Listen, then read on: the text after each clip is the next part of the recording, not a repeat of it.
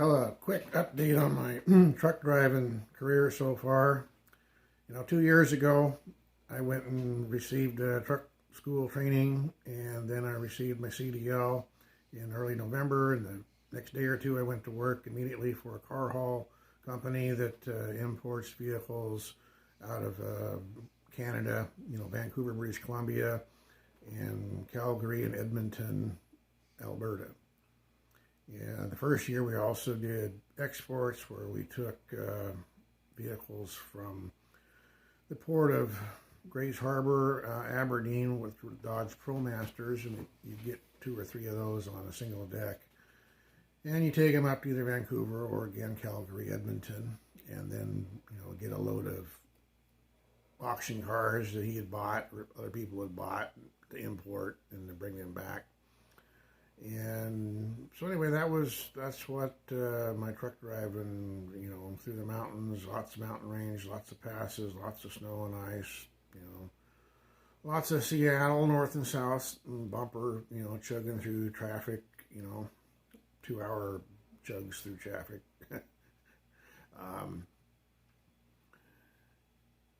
A year ago, the plan was that I would stay there for about a year and then move on to a new company.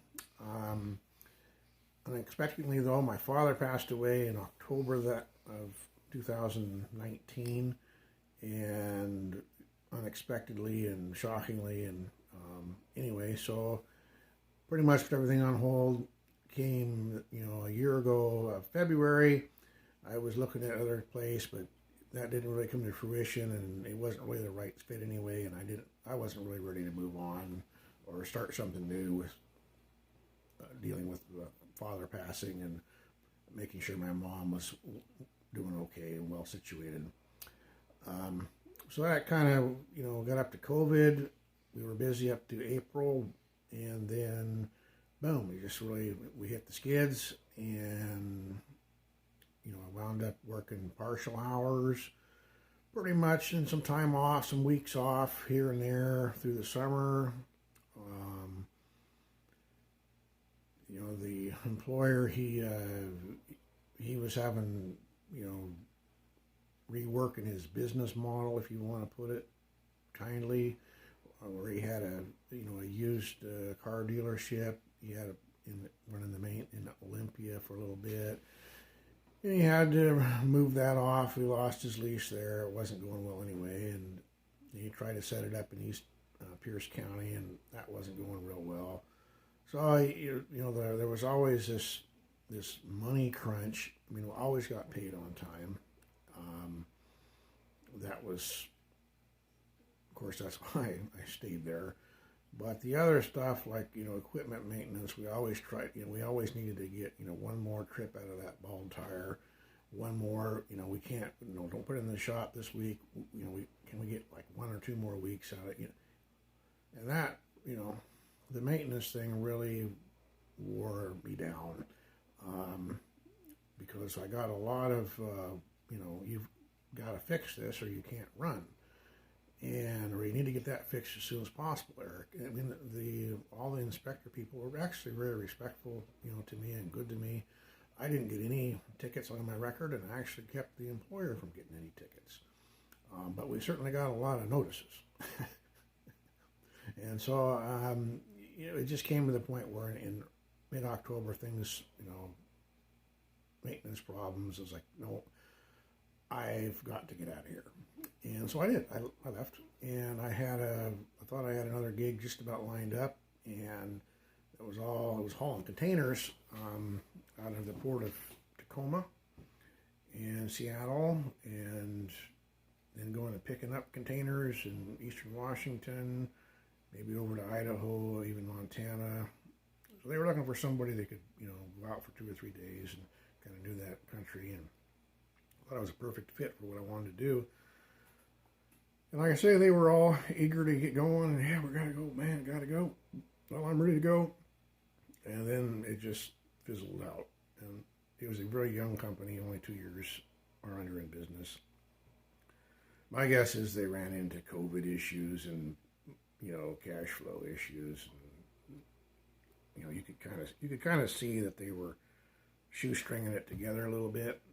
Maybe some baler twine tossed in, I don't know. So that kind of strung me along from mid-October to the first week or so of November. And then I just said, yeah, I'm going to set this out for a while and see, because COVID was stacking up pretty good. That got me through the holidays and into the first week or so of December of this month. And I've got to get back in the game. And I didn't, it was a struggle whether I wanted to keep on car hauling or not. The bigger issues with the car hauling was that places were interested and wanted me to go to work for them.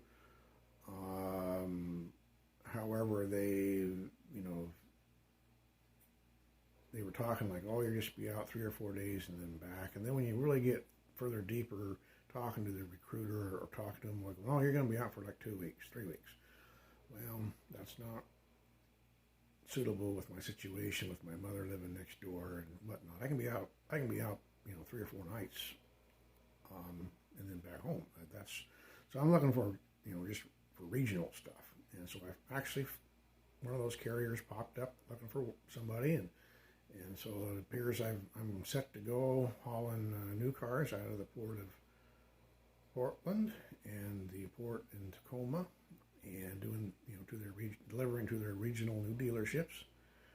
And I just go down the first week of January and get orientation and pick up the rig, then come up to Portland, Oregon and get some training, run some loads with their fellow they got there. And that'll get me all up to speed with how the company works, and, then they can make sure I'm all good to go on their equipment. And then I guess I'm going to base a truck out of Tacoma, and then come home 1 or 2 nights a week, maybe every night, I don't know. Like I told them, I kind of prefer to be in the truck 2 or 3 nights. It's more efficient for me. I like those 14-hour days. Sleep in the truck, get your 10 hours knocked out, and boom, at it again. That way you get all your work knocked out, and you get a lot of work knocked out, and in 3 to 5 days you can really just move a ton of stuff that way. Anyway, that's kind of my update, and I'm going to try to do more videos. I've got a better microphone thing coming from good old Amazon, and I think that'll help, but it's not here yet, and I had some time to do this, so I'm going to put together a video, and this is just part of it. Anyway, I'll catch you on the next one.